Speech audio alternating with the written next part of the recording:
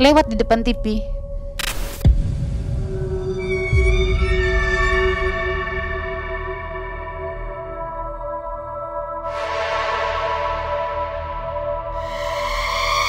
TV kita nonton TV dan ini lewat begitu. Ya orang sama latu-latunya dua begini, dia begini, gimana sih Mang? Ya pasti kan ada bulunya. Emang kamu nggak tahu tadi malam ada jalan kanan kiri? Kau tahu nggak? Itu barang itu kita siram pun pakai kopi, kita pukulin malah dia ngece di situ. Kita lari dikejar sama dia. Dipikir dia pesugihan, dia bukan pesugihan, dia ndak kaya. Dipikir dia ilmu hitam, dia nggak pernah ngebunuh orang. Tapi ilmu yang dia pegang itu disalahgunakan untuk maksiat gitu. Oh pantesan ya di kampungku itu lato-lato keliling Indonesia Raya. Habis semua warga-warga perempuan itu dicolongin itunya. Kirain itu bohongan mereka ngomong. Si tante saya ini ngegosip lah, mereka berdua duduk biasa kan mak-mak. Emang dia hapus ya di sakitnya katanya. Dijawab sakit dia itu sakit ya kayak gitu. Kemaluannya itu bernanah apalah gitu. Orang dia kan suka gonta-ganti perempuan kanan kiri tahu.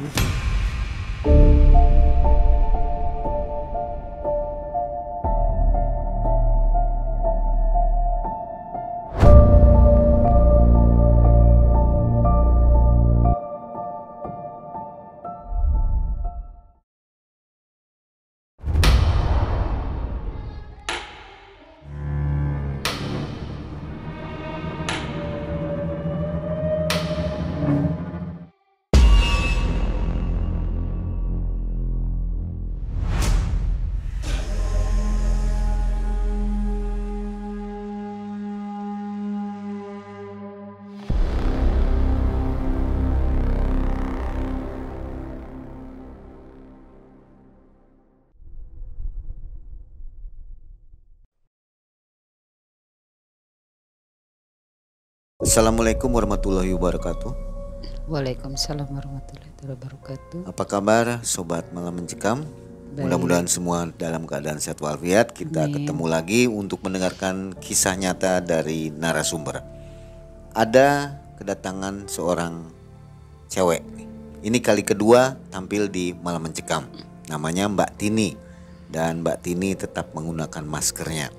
Karena yang akan dikisahkan masih berhubungan dengan keluarga ya. Jadi untuk keperluan privasi Mbak Tini memakai masker.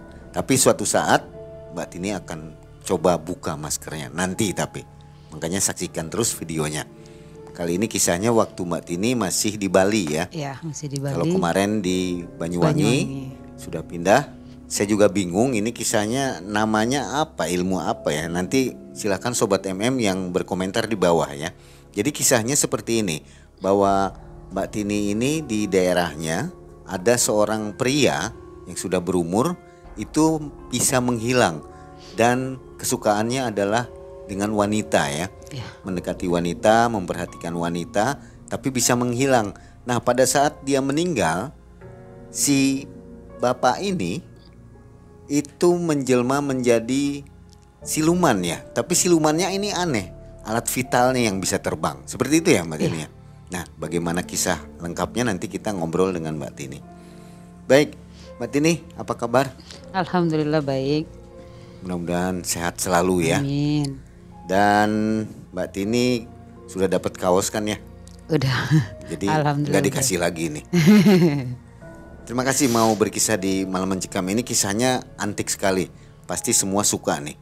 Mudah-mudahan menambah info tentang dunia mistis ya. Dan khusus yang berusia 18 tahun plus yang boleh mendengarkan kisah ini. Catatannya seperti itu karena ada sisi-sisi yang tidak baik untuk anak kecil nih ya. Sobat MM, jangan skip video ini, kita dengarkan kisah Mbak Tini tahun 1990. Silakan Mbak Tini. Di tahun 1990-an itu saya masih berusia ya sekitar 15-16 tahunan lah, masih gadis belia. Jadi di kampung saya itu ada kisah, bukan kisah sih, tapi menyata itu ada seorang, ya kita sebut aja lah Paman Tito gitu. Paman Tito itu katanya, kata si orang tua yang di sana itu, dia bilang dia tuh punya ilmu seperti ini.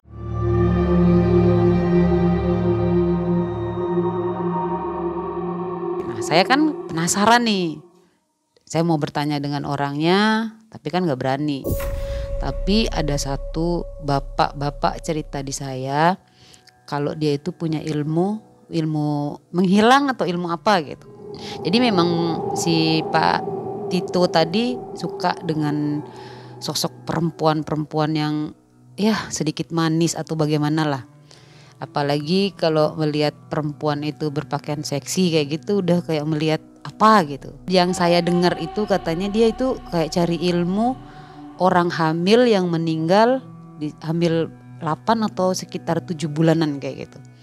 Jadi dia ke kuburannya itu di saat mungkin dia cari malam itu kayak malam Jumat apa, saya nggak tahu tuh Jumatnya Jumat apa gitu. Dia cari itu, diambillah itu lidah bayi itu diambil, tapi dengan menggunakan pisang dengan giginya dia, dengan mulutnya. Kalau pakai tangan katanya nggak boleh. Itu Mbak Tini tahu kisahnya dari mana itu? Itu paman saya yang bercerita.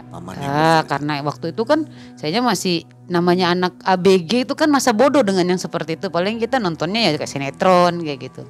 Lidah bayi itu diambil sama dia, lah itu dibuat ilmunya. Nggak tahu, tapi saya nggak tahu ilmu itu apa namanya. Netizen aja lah yang nanti dibawa komen ilmu apa itu nantinya gitu. Jadi setelah dia punya ilmu itu, saya pernah melihat dia sih, kayak aneh gitu. Dia itu aneh, kalau ngelihat kita itu kayak yang pengen rekam kita tuh. Setiap jalan ngelihat gadis-gadis lewat itu kayak yang pantas enak ini ya kalau gini ya. Rumah si pelaku jauh dari rumah Mbak Tini? 30-50 meteran. Oh dekat ya? Dekat. Masih satu RT begitu? Satu RT.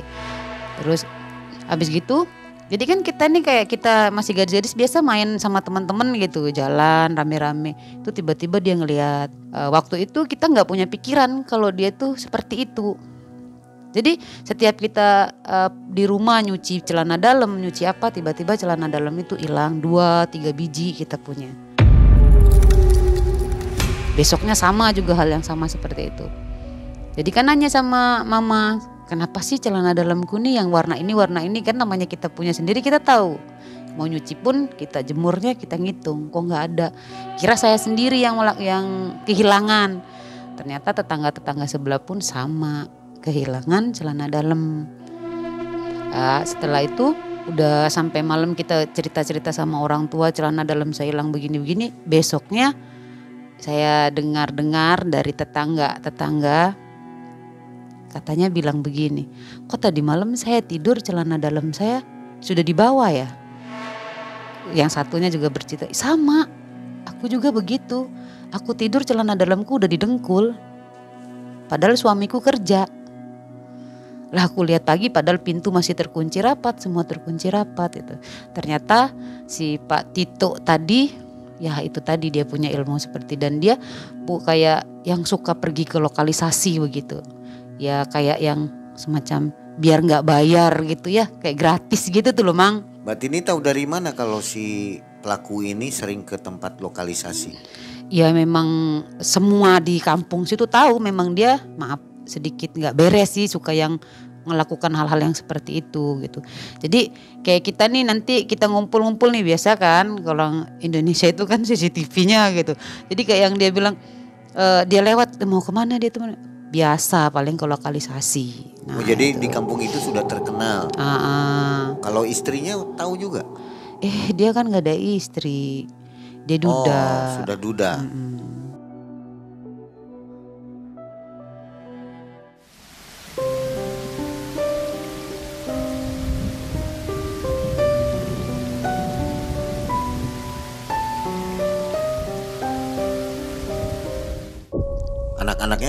Anak-anaknya alhamdulillah masih gitu. Tahu mungkin ya? Tahu.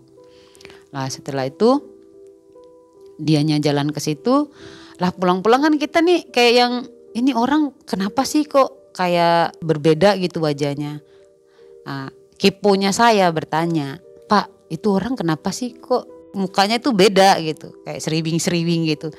Terus kata paman saya bilang, biasalah dia habis cari perempuan tapi mungkin ya uangnya nggak hilang gitu. Biasanya kan kalau kita cari perempuan pasti uang kita hilang. Selang beberapa bulan itu ada perempuan satu yang datang ke sana, ke kampung saya nih. Dari tempat lokalisasi itu, dari tempat saya tuh sekitar 7 sampai 8 kiloan lah. Ya sebut aja namanya Mbak Sri. Mbak Sri tuh datang ke kampung, nanya mana rumahnya Pak Tito. Kita yang di situ-situ kan kaget, Pak Tito nggak pernah punya temen cewek. Kalau di kampung dia nggak pernah bawa cewek. Tapi ada yang nyari. Emang kenapa Mbak? Kita bertanya dengan Mbak Sri itu karena kita aneh ngelihat dia daripada kayak yang di desa-desa kita nih, dia pakai celana rok mini dengan pakaian yang seksi gitu. Kita yakin nih perempuan gak bener karena berpakaian seperti ini masuk ke kampung orang. Saya bertanya, Mbak memang kenapa kok nyari si Pak Tito? Kamu tahu gak aku cari dia kenapa? Ya gak tahu Mbak, karena belum dikasih tahu. Dia tadi malam pakai saya tapi saya gak dibayar. Kok Mbak maunya dipakai gak dibayar? Ya orang dia habis pakai saya dia gak ada, dia pergi entah kemana. Makanya saya cari ke sini. Disitulah orang kampung tahu semua kalau dia memang benar-benar betul suka ke sana. Awalnya kan kita cuma ngegosip aja, dia suka ke situ mungkin gini-gini. Ternyata memang benar perempuan itu sampai cari dia ke rumah, minta bayaran yang dia habis ditidurin tadi. Singkat cerita, si Pak Tito itu sakit lah. Sakitnya itu ya kayak sakit sedikit nggak wajar mungkin ya. Oh ya Raja Singa, sakitnya kayak gitu katanya. Dia linglung, sakitnya itu sekitar 2-3 bulanan. Dia sakit, kita di kampung ini kan nanya, kok Pak Tito gak pernah keluar. Kata sepupunya dia lagi sakit. Sakit apaan? Ya sakit alat vitalnya itu yang membusuk gitu bilangnya. Ya orang kampung pasti kan bilang, ya pantesan aja sakit begitu. Enggak 1-2 perempuan yang dipakai. Nah udah tuh dicariin obat kanan kiri ini sembuh lah Pak Tito itu. Kita kira dia sakit itu terus dikasih kesembuhan sama yang di atas. Kita kira dia tobat. Ternyata tidak. Makin merajalela untuk melakukan hal-hal yang buruk seperti itu. Dan singkat cerita malam ada satu perempuan itu tetangga gak jauh dari rumah saya. Tidur tapi suaminya kerja. Dia bilang begini pagi-pagi nih sudah malam itu kan. Aku tadi malam kok kayak ada orang yang berhubungan sama saya. Tapi saya ngelihat gak ada orangnya. Itu dia cerita tapi bukan sama saya ya. Karena saya masih dia cerita dengan tante saya. Saya pun ada di situ. Kita berempat mungkin di situ. Terus dia bilang gini, bangun-bangun kayak bener-bener saya capek, badan saya ini sakit semua. Kayak saya habis begitu bener-bener yang saya ngerasain. Tapi suami saya gak ada. Maaf, itu pun air masih tercecer di atas ranjang saya. Setelah ibu itu cerita, adalah tetangga yang biasa suka ngumpul-ngumpul gitu tuh Mang. Kayak apa sih, jagongan. Ngelihat Pak Tito itu keluar dari rumah si ibu itu tadi. Tapi entah dia keluar dari mana kita nggak tahu nih Mang. Tapi bapak itu ngelihat keluar dari situ. Terus saya bilang sama ini tante, itu si Pak Dina tadi tuh ngomong begini-begini. Katanya Pak Tito keluar dari rumahnya si ibu itu. Saya bilang, masa sih dia masih begitu? Kok dia nggak tobat-tobat? Padahal sudah habis sakit. Kayak tante saya, udahlah nggak usah banyak ngomong. Kita lihat aja nanti dia masih ngelakukan hal itu. Gemparnya di kampung saya tuh setiap celana dalam yang diambil itu bukan celana dalam kayak ibu-ibu, nenek-nenek, itu nggak pernah hilang Mang. Yang hilang itu ya kayak kita gadis-gadis, celana dalam janda apa itu aja yang hilang ya. Itu bukan celana dalam saja yang sering hilang, bahkan BH kita pun kadang hilang juga. Entah mau dibuat apa, mungkin kalau dia nyium kayak gitu kayaknya ilmunya tambah bertambah, kayaknya saya nggak tahu lagi itu Mang. Singkat cerita, sakit lagi lah dia nih Mang. Sakit, dapat 3 bulan sudah dibawa kanan kiri ke barat ke timur, diobatkan, tetap nggak bisa. Setelah itu meninggallah dia Mang di tahun 1991. Di awal tahun nggak salah itu dia meninggalnya. Seingat saya di itu Muslim. Kita ngelayat nih di rumahnya, kayak yang berbau sudah nggak enak tuh Mang. Orang datang ngelayat itu udah nyium, bau apa sih ini kok nggak enak banget gitu. Tapi nggak ada yang berani berkomentar kalau bau itu dari situ.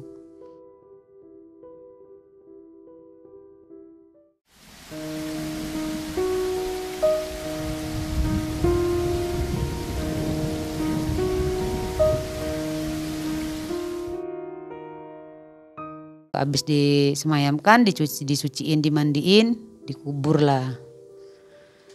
Lah kita kan nggak ada apa-apa nih malam nih Mang. Udahlah kita tidur biasa.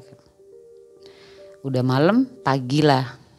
Ibu-ibu biasa kan Mang, ngegosipnya kayak apa. Tadi malam aku pas tidur kok aku lihat kayak alat vital gitu jalan katanya. Kan tante saya nggak percaya. Ya terbang, kalau jalan dia punya kaki berarti Mang. Orang tuh gak ada kakinya. Maksudnya alat kelamin. Alat kelamin. Tahun sekarang sih bilangnya latu-latu ya Mang. Yeah. Bukan alat kelamin. Itu kayak ngambang gitu tuh loh Mang. Memang ya di tengah-tengah dia punya. Tapi orangnya gak ada. Cuman alat itu aja berdiri. Dilihatnya tuh seperti itu sama itu orang. Kalau dia tidur mati kan baik. Lah ini kenceng nyari tujuan entah kemana. Jadi maksudnya ereksi gitu ya? Berdiri. Iya kayak mau nusuk orang tapi nyari entah kemana-mana itu Mang. Jadi kayak gitu. Kita kan gak percaya semua. Mana ada barang begitu jalan sendiri kalau enggak manusianya yang berjalan. Itu gosip malam pertamanya. Nah, kita nggak kesana dulu arahnya. Lah malam kedua habis tahlil sama ada yang teriak-teriak nih, ketakutan di dalam rumah. Kan kita semua keluar. Ditanya, digedor pintunya, ada apa Bu, ada apa Bu? Nggak ada orangnya, tapi kemaluannya masuk ke rok saya. Tapi orangnya nggak ada. Bilangnya begitu. Lah kitanya kan nggak percaya. Orang makhluk manusia nggak ada, tapi latu-latunya masuk ke roknya dia, kan kita ada omong kosong, kita bilang begitu. Udah pulang kita. Dianya nggak bisa tidur, ikutlah tidur ke rumah tante. Dengan dia duduk saja, tapi dia nggak mau tidur nih Mang, karena dia takut. Dia cuman duduk, diem bengong, suruh tidur lah sama tante. Tidur sudah malam. Dia bilang enggak, aku nggak mau merem, aku takut, masih trauma katanya. Saya sama tante tuh kayak yang udahlah, kayaknya dia bohong ya, cuman barang begitu doang kok bisa ini. Besok malamnya ketiga, kan kita ini nggak percaya nih sama hal yang seperti itu. Mana ada. Kalau di rumah saya itu disebutnya jerangkong ya. Itu jerangkong disebut kayak orang yang sudah meninggal tapi bangkit lagi. Tapi ini bangkitnya bukan yang manusia berwujud, tapi berwujud apa sih kalau kasarnya ngomong latu-latu vital lah. Itu berwujud itu. Habis itu tidurlah Habibi saya di kamar sebelah. Saya tidur di kamar depan. Bibi saya teriak, aku ndak mau, jangan katanya. Lah kitanya di kamar sebelah kan kaget, bukalah pintunya dia. Lah di dalam selimut itu tadi masih kayak ular sancai itu gelidut-gelidut begini nih.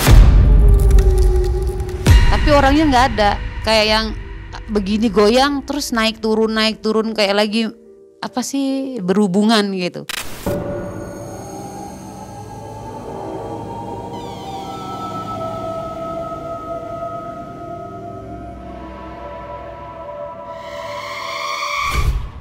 Jadi kan tante saya tetap ndak mau nih teriak, tapi celana dalamnya udah nggak ada, udah di bawah gitu.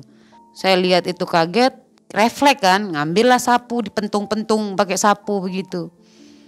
Ternyata nggak ada. Terus tante saya bilang, ya bener yang diomongin itu beneran. Kalau bahasa kasarnya sih, saya pengen sebut dari tadi bahasa kasarnya tapi nggak enak ya nanti. Ya kan mulut saya kan masih sedikit jelek nih kalau ngomong. Tapi kan enak ya, saya bilang begitu. Tapi tante saya bilang, Ada gila kamu, orang gak ada manusianya, ada begituannya, saya enak dari mana? Iya gak ada, itu bisa gak ada. Itu saya pukul, itunya gak ada barangnya. Hilang, gak tahu entah kemana dia perginya. Tapi tante saya yakin memang barang itu tadi yang masuk ke situ, bukan halusinasi.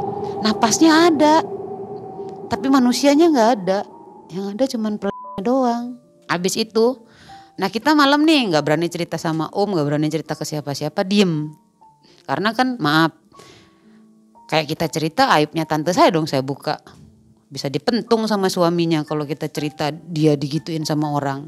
Suami mana sih mang yang terima istrinya di eo-eoin sama orang. Habis gitu udah paginya ibu-ibu tuh ngegosip semua. Aku sama juga begitu begini, banyak nih mang. Tank serentil tetangga saya tuh semuanya ngalamin. Jadinya ini bukan kolor hijau mang, tapi pelet hijau kayaknya ya. Abu-abu, salah, pelet abu-abu namanya. Neror kanan kiri. Kayak bapak-bapak tadi kan nggak percaya. Mana ada barang begituan itu lewat. Bapak-bapak tadi tuh duduklah di depan kayak di pos begitu. Tapi maaf, mereka duduk di situ tuh karena pingin tahu dengan barang hal yang seperti itu. Mereka tanpa busana. Jadi kayak yang maaf ya mang, dia telanjang. Jadi tanpa baju selai pun di badannya. Jadi lampu dimatiin semua dan di situ pingin tahu bener nggak barang itu ada. Tapi memang bener ada. Dan itu pun sudah banyak kejadian yang ngalamin. Dari bapak-bapak itu ngelihat itu tadi jalan, itu dikejar pun latu-latunya itu nggak ada. Dia lewat gitu kayak sepintas di depan orang. Tapi begitu dikejar nggak ada mang. Itu setiap malam. Keluarga saya kayak bapak sama mama sama saudara saya juga bilang kan. Udahlah paling amannya sekarang kalau tidur pakai celana, jangan pakai rok. Nanti kalau pakai rok tiba-tiba nanti masuk bagaimana? Jadi rata celana jin di rumah saya itu mahal harganya mang. Karena semua tidur pakai celana jin. Orang biasanya kita cuman pakai daster. Nah ini kita pakai celana jin tidurnya. Lah saya disuruh pakai celana jin kan saya bertanya. Kok saya harus pakai celana jin emang kenapa? Kamu gak takut sama barang begitu nanti masuk ke kamu?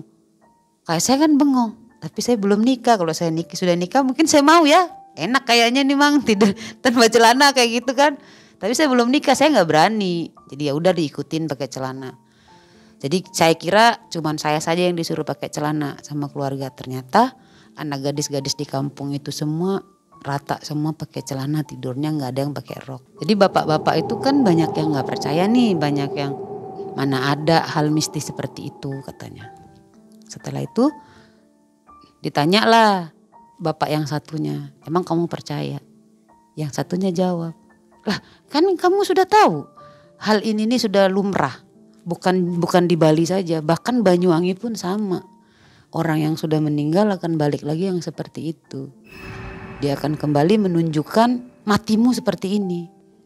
Kan dianya masih hidup suka ke lokalisasi, suka berhubungan dengan perempuan dan istri-istri orang gitu. Bapak yang satunya cuman bengong aja. Berpikir mungkin, oh iya ya kayaknya. Gak usah ada dipikir lah. Nanti kalau kita pikir gila katanya. Baru selesai ngomong gila begitu, lewat itu. Itu bukan saya ngelihat nih mang. Tapi si paman saya dan teman-temannya itu yang bercerita pagi-pagi ke saya. Ke tante, bukan ke saya sih, ke tante, dan saya mendengarkan di situ. Lewat, dia gak percaya nih awalnya. Cuma satu orang yang ngelihat nih, apa saya yang salah? Apa saya yang, mata saya yang rusak katanya. Posisinya itu kan kayak di pos gitu tuh. Bapak-bapak itu lagi nongkrong, ngopi kayak gitu, ngerokok, memang ngeronda untuk apa sih jaga malam kayak gitu biasa. Kan bapak yang satu ngelihat tadi tuh apa mata saya yang rusak. Akhirnya dia dijelaskan matanya ngelihat di gini-gini ini nih bang, dilihat. Dianya ikut nongkrong di sebelah. Sebelah si bapak yang tadi. Lah, semua kan kaget. Astagfirullahaladzim. Itu bapak-bapak yang refleks tadi nih. Jadi kopi disiram-siramkan masih tetap nggak hilang. Iya, ngece. Kayak yang kamu nih yang suka ngomongin aku nih.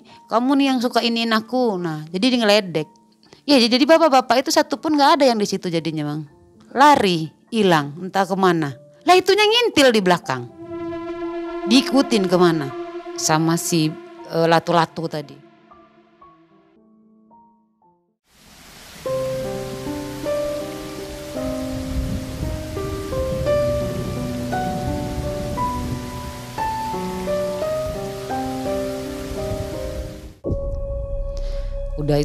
Udah azan lah di musola. Azan musola, barang yang seperti itu kalau azan musola kan dia hilang nih Mang. Subuh mereka kumpul lagi nih si bapak-bapak nih. Jadi bukan mak-mak aja yang ngegosip, bapak-bapak juga ngegosip di situ. Lah kitanya pagi-pagi kan mau beli sayur, mau beli apa, nanya lah si tante. Saya biasanya memang kalau pagi keluar sama tante itu beli sayur kayak gitu, beli makanan nasi atau memang ya keliling aja lah cari-cari makanan yang buat sarapan, gorengan kayak gitu. Ini bapak-bapak kok pagi-pagi ngegosip bukannya kerja, kata tante saya. Kebiasaan nih ngomongan, nah gitu kan si bapak itu jawab. Emang kamu nggak tahu tadi malam ada jalan kanan kiri? Kau tahu nggak? Itu barang itu kita siram pun pakai kopi, kita pukulin malah dia ngece di situ. Kita lari dikejar sama dia. Kata si bapak tadi. Terus tante saya bilang, mau digimanakan lagi? Orang sudah terbiasa, orang meninggal seperti itu ya udah biarin. Ya, tapi kan kitanya takut. Itu pun bukan di kampung saya saja, di kampung sebelah-sebelah pun sama. Jadi bahan gosip itu masih nyebar kanan kiri. Manusianya tidak ada tapi latu-latunya itu jalan. Anehnya latu-latu itu setiap dilihat orang dia lewat seperti itu dia nggak pernah mati. Latu-latunya itu kenceng Mang, berdiri terus nggak mati. Dan yang di kampung sebelah itu ada saudara juga di situ. Dia kan nggak tahu kalau yang ini meninggal. Nanya lah dia ke rumah, Mia beneran ndak ini meninggal, katanya. Lah aku jawab, iya dia meninggal kemarin, dapat dah 3 harinya. Oh pantesan ya, di kampungku itu latu-latu keliling Indonesia Raya. Habis semua warga-warga perempuan itu dicolongin itunya. Kirain itu bohongan mereka ngomong. Terus tante saya jawab, emang kamu nggak tahu dia nggak ada umur? Nggak tahu, saya nggak tahu kalau dia itu meninggal, katanya. Si tante saya ini ngegosip lah, mereka berdua duduk biasa kan mak-mak.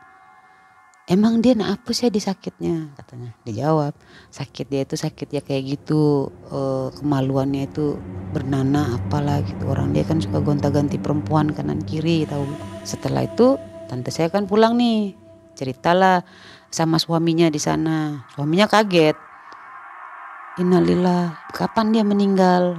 Udah katanya 3 hari yang lalu. Pantas kemarin si ibu-ibu itu ada cerita, katanya dia pernah dipakai sama orang tapi dia nggak tahu siapa yang pakai dia.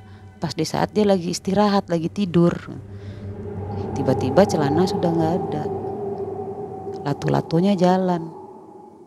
Mungkin kalau di tahun 2023 ini ada latu-latu jalan begitu, kayaknya anak gadis-gadis sekarang bukan takut loh Mang, kayaknya makin dikejar deh. Kan barang aneh, latu-latu bisa jalan itu kan aneh. Orang latu-latu ditutup celana kalau sekarang. Nah kayaknya di video kan biar viral gitu. Ini kan tahun segitu kitanya kalau punya HP tilut-tilut aja udah orang mampu. Boro-boro kita punya HP yang kayak sekarang kan gak ada Mang. Mungkin kalau zaman itu saya punya HP mewah, mungkin saya rekam Mang. Buat kenangan gitu, ada latu-latu lewat. Intinya itu latu-latu bisa terbang, sebenarnya bukan latu-latu bisa terbang sih.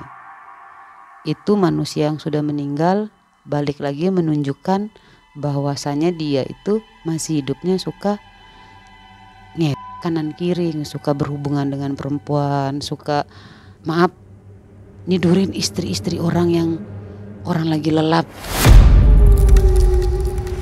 Mungkin kalau dia sama-sama cinta nggak seperti itu Mang. Jadi dia meninggalnya seperti itu, balik lagi ke dunianya begitu. Kayak kita ini kan kapan sih 40 harinya ya? Kan memang sudah kodrat ya, manusia yang sudah meninggal balik lagi ke dunia itu kita nunggu 40 harinya untuk benar-benar kayak kita selamatan ngantar dia pulang ke dunianya sendiri gitu loh Mang.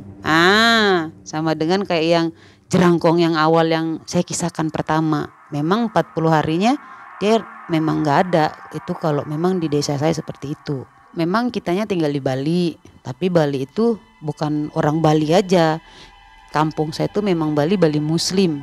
Kita ada juga 1-2 orang Hindu itu ada, tapi memang mayoritas saya itu di situ Muslim semua.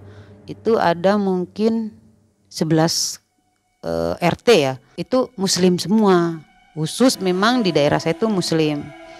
Jadi kalau untuk ke 5 kilo 6 kilo baru Hindu campur Muslim, campur orang Hindu gitu. Kalau lagi nyepi pun kitanya nggak mati lampu. Jadi yang mati lampu 5 kilo ke atas, yang ke bawah nyala lampunya. Kita balik lagi ke cerita ke si Pak Tito tadi ya. Nanti kalau pengen tahu bahas Bali lebih luas lagi, tetap tonton aja saya. Nanti saya ceritakan itu Bali lagi seperti apa. Terus Pak Tito itu tadi, kita mau cerita ke ke saudaranya, kita takut jatuhnya fitnah. Terus ada satu bapak yang bisa kayak ngerti lah, kita sebut aja Pak Iman lah, kita sebut Pak Iman. Kita bertanya, dia memang sedikit pinter, nggak banyak sih Mang, sedikit. Kalau kita pindahkan dianya ke tempat lain bisa nggak? Ya kan nggak bisa. Orang awalnya kita nggak rukat. Kalau kita rukat mungkin kita bisa. Orang ini dari dia meninggal kitanya nggak tahu. Rukat itu semacam kayak yang orang meninggal punya perbuatan jelek di dunia. Jadi kayak yang sapu ijuk tahu kan? Nah, ditanam di situ, entah itu kacang hijau nanti kita goreng dulu, baru kita nanti taruh di situ, baru nanti yang pintar itu ngomong gitu. Kapan sih kacang hijau ini tumbuh, baru kau bisa keluar. Itu namanya dirukat. Ternyata memang nggak ada yang ngerukat. Terus kata si bapak, kita cuman bisa berdoa semoga almarhum diterima di sisi Allah Subhanahu wa taala dan almarhum tenang di sana. Terus semoga juga almarhum bisa nerima yang dilakukan di dunia kemarin, inilah akibatnya gitu. Si bapak itu bilang, daripada warga di sini nanti tetap ketakutan dengan barang yang seperti itu masuk ke dalam vaginanya anak-anak gadis di sini atau ibu-ibu di sini, saya mau kasih tahu dulu keluarganya. Lah, si bapak-bapak yang tadi biasa ngegosip di situ kan protes. Coba aja kalau keluargamu begitu, kau sakit hati nggak digituin? Ya, aku kan silaturahmi ke situ dan ngasih tahu baik-baik, nggak ada salahnya kan? Ya coba aja ke sana kalau nggak percaya. Jadi dianya si Pak Iman tadi silaturahmi ke situ. Malam pertama ke sana nggak berani ngomong, karena rumah duka kan masih kayak nangis kayak gitu tuh Mang, masih kasihan sama almarhum kayak gitu. Sampai malam kedua dia balik lagi si Pak Iman, akhirnya diberanikan lah dia untuk memberitahu gitu. Assalamualaikum katanya. Kan waalaikumsalam. Masuk sini, masuk duduk ngapilanan katanya gitu. Masuk duduk. Tumben kesini mau ngapain katanya. Lah ditanyalah sama dijawablah sama si Pak Iman tadi. Saya datang ke sini cuman mau ngasih tahu. Kasihan ada orang desa-desa nih nengoki barang gituan setiap hari lewat. Bahkan nanti ibu-ibu disetubuhin tapi nggak ada manusianya. Kan keluarganya marah. Mana ada, saya juga nggak pernah didatengin yang begitu katanya. Tapi kan nyatanya orang kampung memang ada. Jadi Pak Imam yang penting sudah ngasih tahu dan ngomong semuanya itu tadi, keluarganya tetap nggak percaya, Pak Iman pulanglah. Dikira Pak Iman ini cuma fitnah, karena memang Pak Iman ini sama almarhum kurang baik gitu.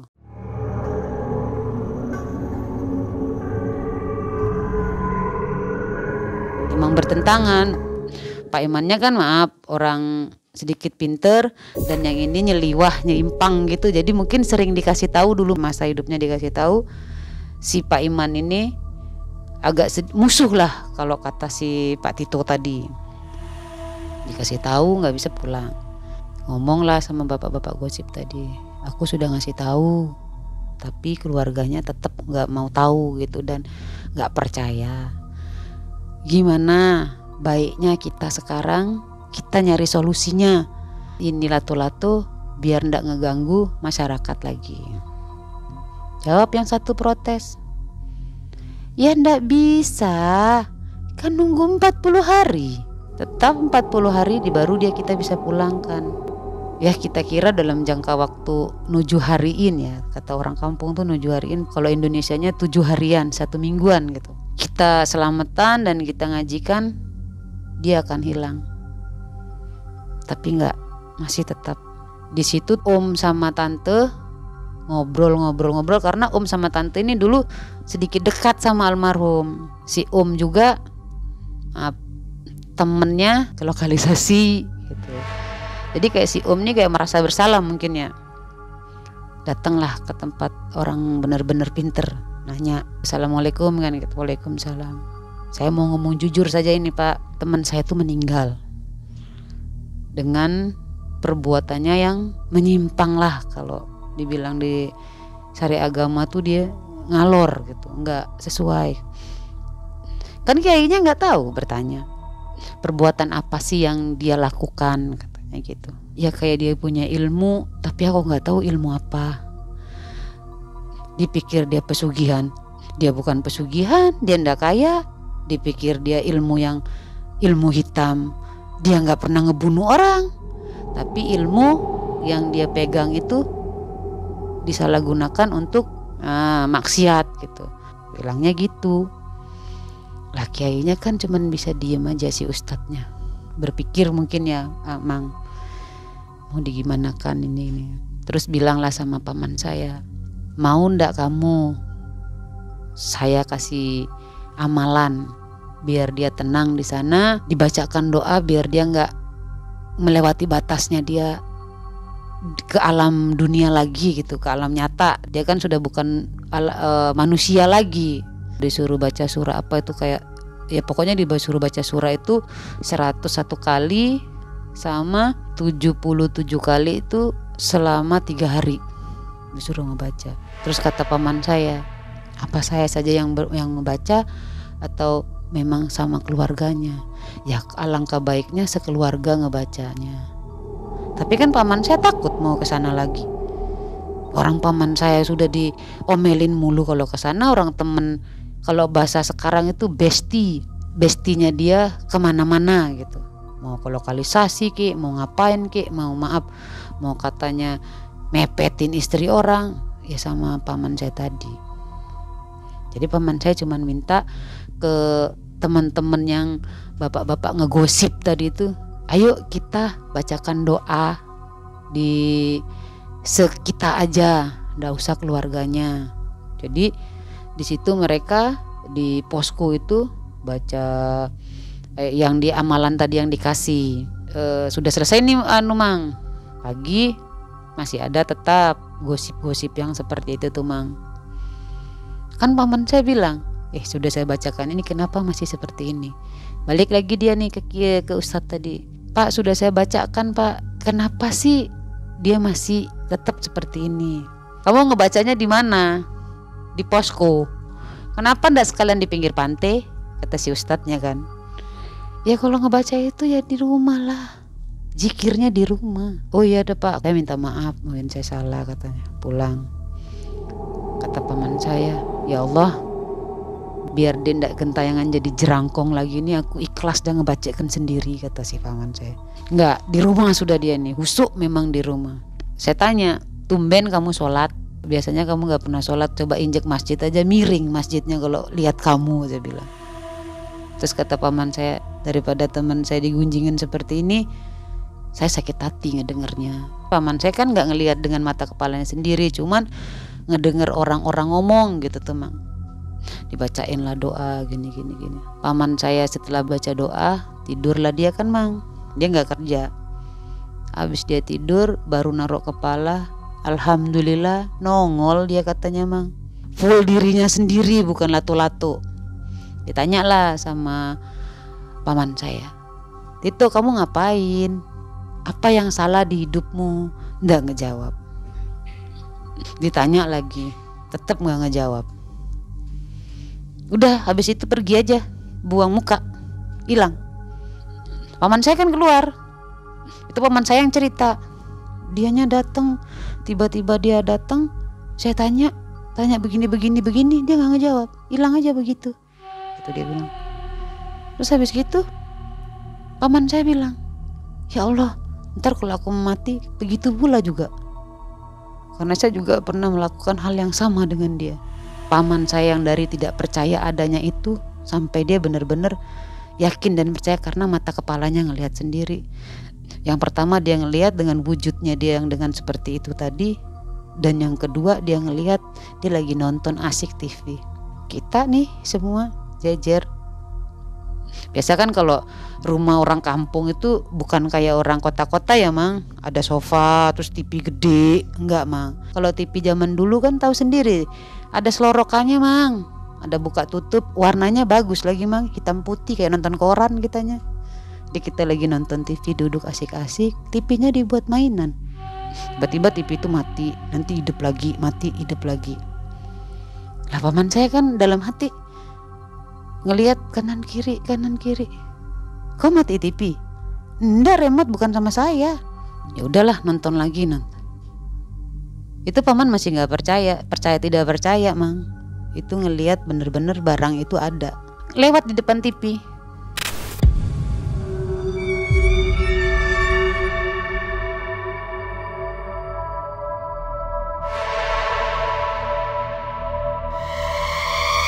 TV kita nonton TV dia ini lewat begitu. Ya orang sama latu-latunya dua begini, dia begini, gimana sih Mang? Ya pasti kan ada bulunya. Kenapa TV-nya kok begitu? Kata si tante nih. Saya lagi tiduran gini. Tini, kau bangun duluan katanya. Kan saya bangun nih. Kenapa? Udah bangun, duduk. Ambil kain kau tuh katanya. Ambil sarungmu katanya. Lah saya ambil lah sarung saya ikat di perut, ikat di kaki kau tuh katanya. Suruh ngikat di kaki saya si sarung. Emang kenapa? Udah diam ke orang, saya masih gadis tanggung nih, gadis belia. Kan nggak mungkin dia mau bilang latu-latu lewat, kan nggak mungkin. Jadi udahlah kau diem duduk gitu katanya. Om ngomong begitu tuh masih ingat. Kata si dianya sama istrinya, kau sudah pakai celana dalam yang pendek itu, short itu, kamu sudah pakai? Enggak Bang, enggak pakai apa-apa aku katanya, pakai celana dalam. Diambil ini sama suaminya pakai. Kenapa memang kau enggak lihat tadi? Enggak katanya. Jadi kayak yang udahlah, orang sudah berjam-jam gitu, asik masih nonton nih, nonton ya film apalah, sinetron zaman dulu ditonton lagi. Dia Mang itik. Itu pun mata kepala saya sendiri yang ngelihat dari TV tuh, kayak kita lagi jalan nih gitu. Jadi itik dengan yang gelendetannya dua itu lembek gitu Mang, tapi ujungnya itu begini. Di depan TV, di luarnya. Jadi saya bilang sama paman, apa itu tadi lewat? Kata si paman, saya mau ngomong barang itu, takutnya mungkin saya nih kaget. Terus kata si tante, udah masuk ke dalam kamar, kau tidur situ katanya. Masuk ke dalam kamar kamu tidur. Nggak, aku takut jerangkongnya bapak itu lagi nanti itu yang memang ada. Nggak berani aku tidur. Jadi kita ngumpul nih, saya ikut di situ, di tengah-tengahnya mereka duduk sambil bawa selimut saya dan sama keponakan saya tuh di situ. Habis gitu kata si paman saya, ya Allah, astagfirullahaladzim, apa sih yang lama kau perbuat? Maksudnya kau perbuat sampai segininya ini, di titik yang mana gitu loh, kesalahanmu yang mana? Apa suka ke lokalisasi? Apa kau punya ilmu yang tadi kau cari ilmu itu yang kau buat maksiat atau apa? Kalau seandainya itu, ya Allah, aku nak tobat Anda. Itu pun ngomong keras, mulutnya keluar dan saya pun mendengar. Ya Allah, kalau gitu saya mau tobat saja. Saya takutnya nanti saya meninggalnya seperti ini. Jadi ya kayak bersyukurlah ada yang meninggal dengan perbuatan yang seperti itu. Jadi orang-orang yang di kampung saya atau nanti netizen atau siapapun nonton saya ini, renungkan lagi lah kalau mau berbuat hal yang seperti itu. Ini ada nyata. Karena kita di Bali tuh dibilang karma itu ada. Jadi paman saya berucap seperti itu, saya tobatlah. Aku ndak mau seperti itu lagi. Bertanyalah kita sama saudaranya, Pak, kapan sih 40 hariannya? Hari Selasa katanya gitu. Dihitung itu, oh berarti kurang lagi 6 harian ya. Pulang paman ke rumah, ditanya sama istrinya, Bang kapan sih 40 harinya? Kurang lagi 6 harian. 6 hari itu ya bang, lama bang. Ya kalau bukan aku yang dipakai masih syukur-syukur, kalau aku yang dipakai gimana bang? Jawab suaminya, matamu mau pakai-pakai begitu gimana sih? Ya kita kan nggak tahu kalau tiba-tiba dia nongol. Habis itu malam lah, sambil nunggu 40 hari ini tadi, gimana ceritanya kita dalam rumah aman tidur. Jadi saya, semua keluarga dalam rumah tidurnya pakai celana panjang. Itu pun bukan kulot yang kita pakai, celana jin. 3 hari sebelum 40 hari itu tetangga samping rumahnya dia teriak sampai keluar rumah. Itu masih mang, bukan berhenti di 7 harinya dia apa itu ndak. Dan itu lato-lato masih apa sih dia cerita, lato-latonya lewer lah itunya ininya tapi kenceng. Pokoknya yang gimana sih layaknya seorang pria. Ya kalau saya sekarang udah paham sih bagaimana lato-lato ya, karena saya sudah gini. Ya seperti itulah mang. Jadi kata si tante tadi nanya ke si orang itu, kenapa bu kok lari-lari sampai keluar teriak-teriak? Saya baru mau ke kamar mandi, baru mau pipis, lah dianya jonggol dari belakang saya. Itu keadaan belum tidur loh mang, belum tidur, pokoknya bukan di atas ranjang. Itu keadaan pipis, dianya sudah nyonggol dari bawah. Ibu itu bilang, ya saya larilah keluar minta tolong. Tante nih ngomong, paling itu jerangkongnya dia gitu kan, pelan-pelan nih. Dengarlah si ibu tuh, lupa saya, kan dia meninggal katanya. Pas habis itu sudah cerita si ibu tadi tuh, kan orang nih banyak nih mang, banyak di situ. Bagaimana kalau kita tidur rame-rame di satu rumah? Jadi kita tidur rame-rame di situ karena si ibu ini juga takut untuk tidur sendiri. Akhirnya ibu itu tidur di rame-rame di situ. Habis itu kita tunggu lagi malamnya dan sama tetap dengan cerita yang seperti itu dan seperti itu. Lato-lato itu jalan terbang bukannya untuk, maaf ya mang, bukan ngeganggu masuk ke rok-rok perempuan saja mang, tapi semua orang itu diganggu dan dikasih tunjuk lewat apa sih kayak belut begitu tuh, selutut begitu tuh mang. Jalannya itu seperti itu. Jadi enggak ke perempuan yang digangguin dia masuk begitu, enggak. Kayak lagi ada orang duduk santai itu sudah kayak ngice, kayak nantang gitu loh. Maaf mang, ini ngomongin kampung. Kalau di daerah saya orang meninggal pasti kalau memang perbuatannya jelek pasti dia balik lagi mang. Yang balik itu mungkin bukan dirinya ya mang, mungkin entah jin atau apa menyerupai dirinya itu. Jadi ngasih tunjuk perbuatanmu di dunia begini, inilah kamunya nantinya begini. Setelah itu kan 40 harinya nih, 40 hari dia diselamatin, dibacain doa, karena keluarganya salah satu ada yang yakin percaya dianya balik lagi dengan seperti itu dan dihusukan. Kitanya satu kampung kan tenang mang, karena udah 40 hari. Nggak ada lagi mungkin yang bisa ngeganggu kita yang seperti itu lagi. Karena tadi di awalnya dia almarhum itu meninggal lupalah ngerukat. Jadinya ya ini tadi sampai 40 hari diteror dengan lato-lato tadi. Nah Sobat MM, bagaimana kisahnya? Sangat menarik kan? Ilmu apa yang dianut oleh si bapak tadi, si pelaku tadi?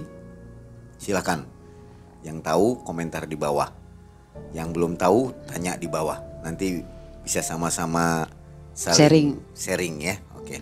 Ini ada kemiripan dengan yang pernah heboh itu, cuman dulu itu kolor hijau ya. Ya, Mbak Tini hampir. ya. Tapi Hampir yang mirip kolor ya. hijau itu kan dia berwujud manusia, Ya, Mang. betul. Nah, kalau ini maaf itu yang jalan. Ya, memang ini agak aneh, makanya kita tidak tahu ini ilmu apa yang dianutnya ini. Semoga netizen semua atau penonton dari Malam Mencekam bisa menjawabnya. Dan saya pun pengen bertanya dengan netizen, ilmu apa itu, minta tolong jelaskan saya nanti di bawah di komen itu. Oke, nanti Mbak Tini juga hadir ya di komentar. Sobat MM, Mbak Tini ini ternyata memiliki banyak kisah-kisah mistis. Jadi kalau suka dengan kisah dari Mbak Tini, silakan juga komentar di bawah ya. Nanti kita tampilkan lagi Mbak Tini. Demikian kisah dari Mbak Tini. Akhirnya Mang Ei dan tim undur diri. Assalamualaikum warahmatullahi wabarakatuh.